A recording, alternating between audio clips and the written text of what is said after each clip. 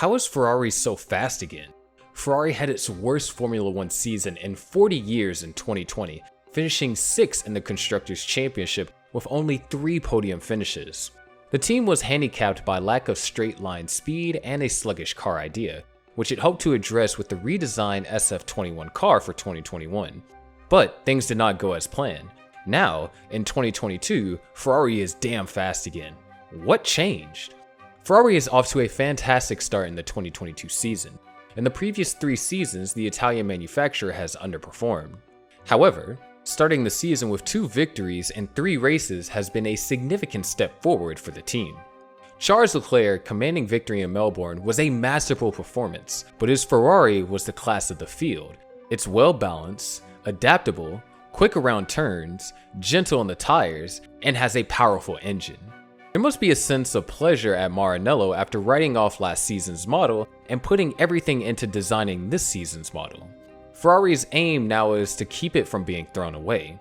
The engineers' challenge this season will be a vigorous development war, as the new regulations will mean gains will be found throughout the season, and the team that finds them first will have the upper hand.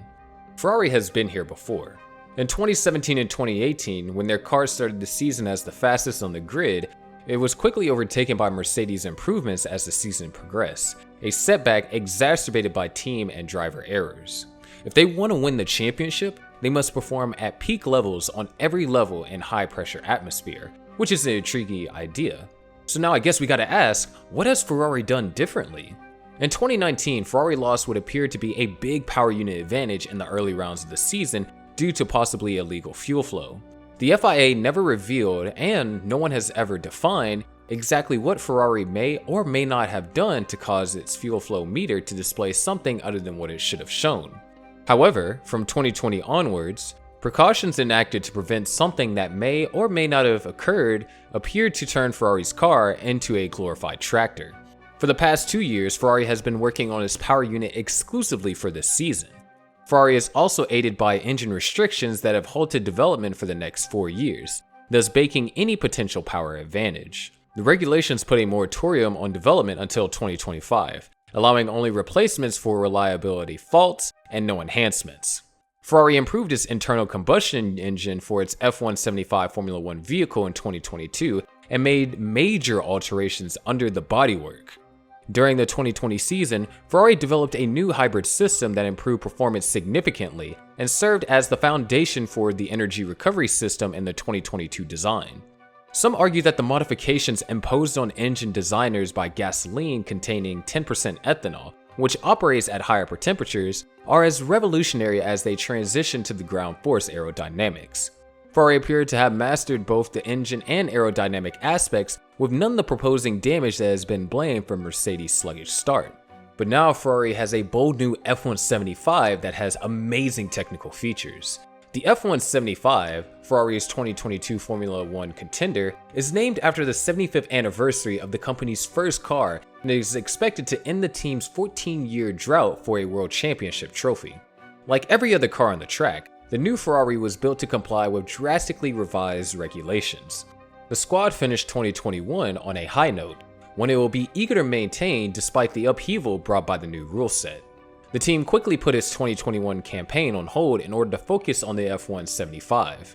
The car, which was unveiled at the start of the season, has a number of unique features and designs that set it different from past Formula 1 cars. Enrico Cardile, the team's head of the chassis, stated that the team took a unique approach to new regulations, emphasizing that aerodynamics was undoubtedly their #1 goal.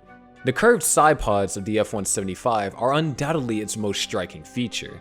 The side pods are much broader and extend back for a greater distance, akin to the AMR22. Unlike the AMR22 though, the Ferrari lacks strong undercuts. Instead, the Ferrari side pods are practically flat, with logos for Shell and Seva Logistics emblazoned on them. Rather than employing undercuts to drive air over the diffuser, Ferrari prioritized avoiding outwash from the front of the vehicle from returning inwards. Because the engine cover is shrink-wrapped and neat, Ferrari likely chose to cool the power unit through the side pods rather than behind or on top of it. The F175, like the AMR22, features a series of louvers on top of the side pods. As they approach the back of the car, The 12 slots on each side began nearly parallel to the ground and then twist to a near 45-degree angle.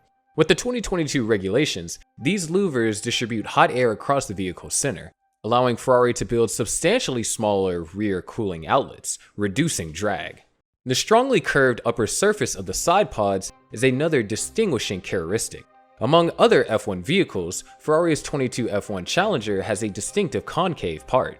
The channeled air looks to be steered across the beam wing's upper surface. The theory is that electrified hot air released from the F1 cooling 75 louvers rushes over the beam wing, increasing downforce. Ferrari are also able to use Bernoulli's principle and suck air through the cooling louvers, enhancing cooling in the side pod by shaping the side pods to channel quicker air through the cooling louvers.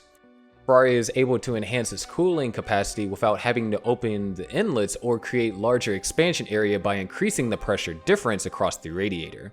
Ferrari took a different approach to these issues posed by the laws controlling the nose than the rest of the automobiles on the market, opting for a long and pointed design. Unlike the noses of the Aston Martin, McLaren, Haas, and Williams, which link to the second portion of the front wing, Ferrari connects all the way to the primary plane of the front wing, similar to the drawings of the AlphaTauri. The tip of the nose is also significantly sharper than the rest of the grid. In addition, the F175 is the first automobile to include a tiny NACA duct at the tip. The NACA duct does not specify where the air is redirected, but it might simply lead to the bottom of the nose to aid the flow beneath the connection. A second split line can be observed between the Pirelli and Mayo logos, with the first being above the shell logo.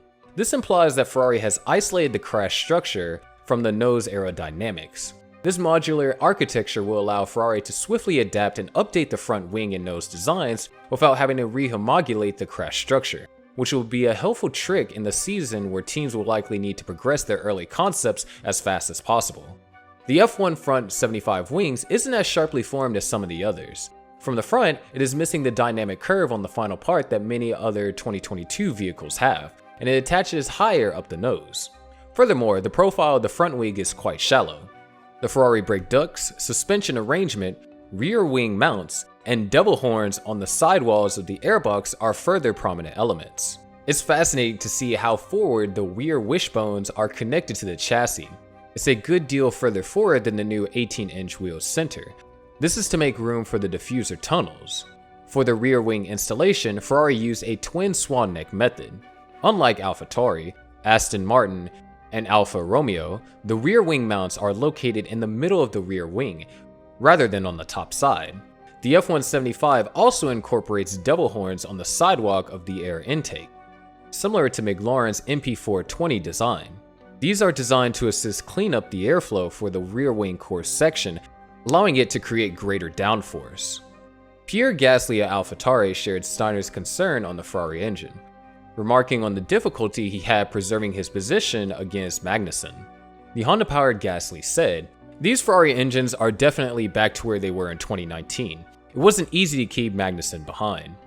Toto Wolff, the Mercedes team principal, was another to praise the Ferrari power unit, despite the Mercedes engine being the class of the field for much of the turbo hybrid era. He said, "I don't think that there was a big difference between the power units, but clearly Ferrari had made a big step forward. Last year they weren't totally competitive, and today, if you look at a singular event in Bahrain, it looks like they outperformed everyone else." So now, over to you. Will Ferrari be able to maintain its dominance throughout the season?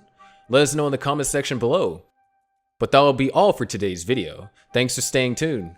Be sure to click the notification bell icon so that you never miss another upload, and don't forget to like and subscribe. We'll see you in the next video.